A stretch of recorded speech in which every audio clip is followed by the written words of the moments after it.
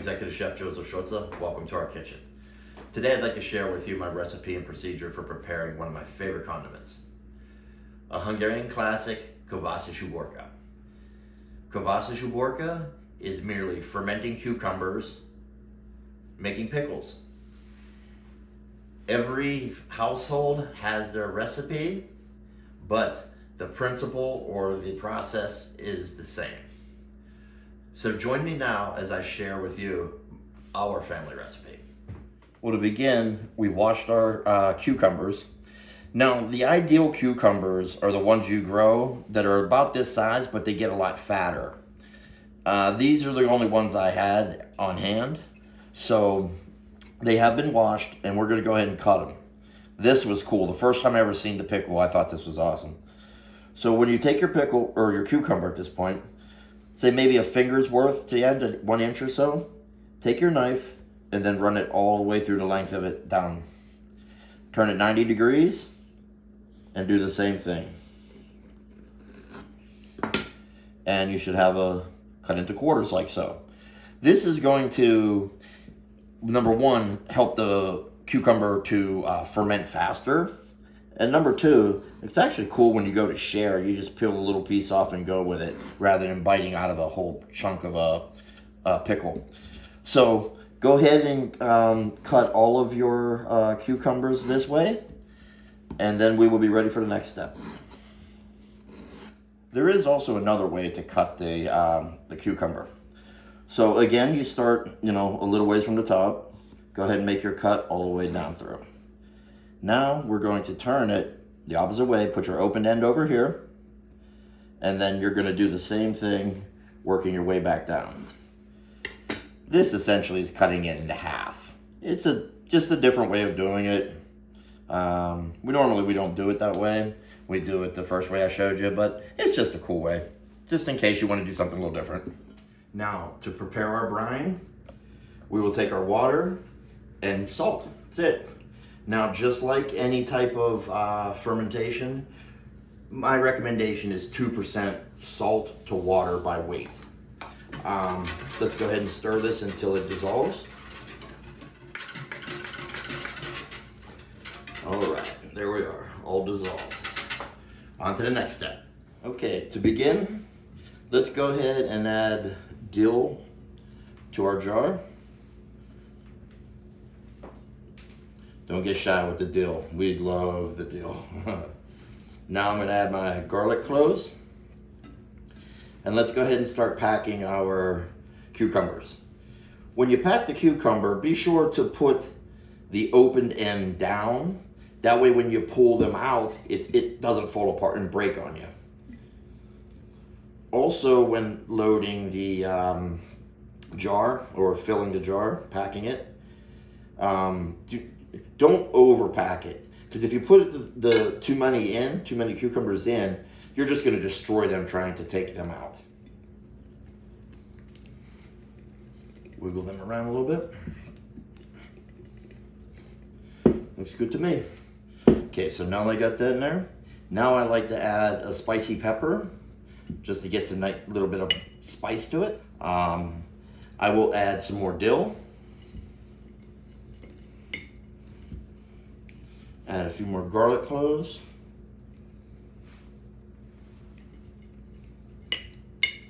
Now, here's a little trick.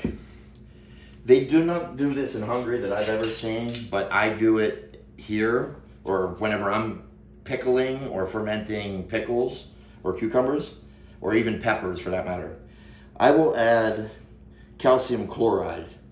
Calcium chloride is what's going to happen is it's going to help the cucumber to stay crisp and not turn mushy and break down from the the acids that would build up. So now I got that in there. I want to add my brine. Pour enough brine in to cover your cucumbers by 1 inch or so. Next, the key to the whole thing is your sourdough bread. Let's go ahead and put that into the jar. Make certain that it's submerged under the water. And finally, we're gonna top it with cheesecloth. Or you could put a tea towel over top of it, a burping lid, or even plastic wrap and poke little tiny holes in it if you want. And then we're gonna secure it with a rubber band. I love these rubber bands. I always save them, whether it's from asparagus or a lobster claws. They're nice, they come in handy. Now that we have this done, we're gonna go ahead and set it outside and allow it to ferment. Be careful it doesn't rain. If you do that, please put it somewhere to stay dry and safe. The ambient temperature outside is going to speed up the fermentation process. And it's always a good idea to take maybe a small dish and place it underneath. That way, in case anything should expel out, any liquid should come out, you got this catch and it's easier to clean up the mess. So here we are at day 4. The other little jar that we had only had like 5 or 6 in there. We tested it at day 2. Agata and I wanted to have a little more fermentation to it, nicer development and pronounced flavor. So we went a 3rd day, we tried it again, still wanted a little more, and here we are at day 4. So now what we want to do, remove our cheesecloth. Let's go ahead and pull out our bread and our dill and such.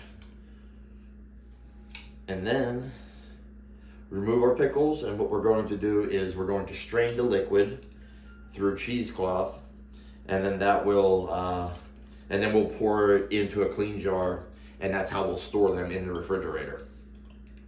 You must store them in a refrigerator because otherwise they will continue to ferment. The refrigerator will significantly slow down the fermentation. And now to strain.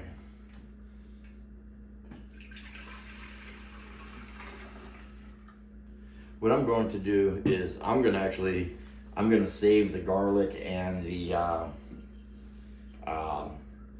pepper, the jalapeno that's in there.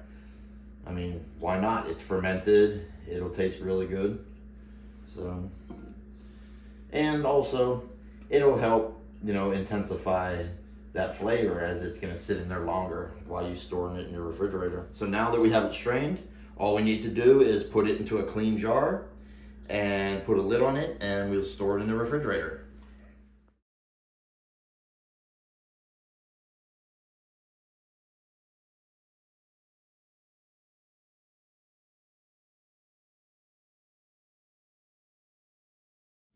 Well, there you have Kova Uborka. It's a pretty simple cut and dry process. Some takeaways on it is you're going to want that 2% salt to water ratio by weight. That's a minimum when it comes to fermenting. Now I know family members, my family members actually go even more salty than that. It's not necessary, but you definitely want 2% at minimum. For me, that's a lot better because then it's not quite so salty and you can eat more. Lacto fermentation, it's incredible.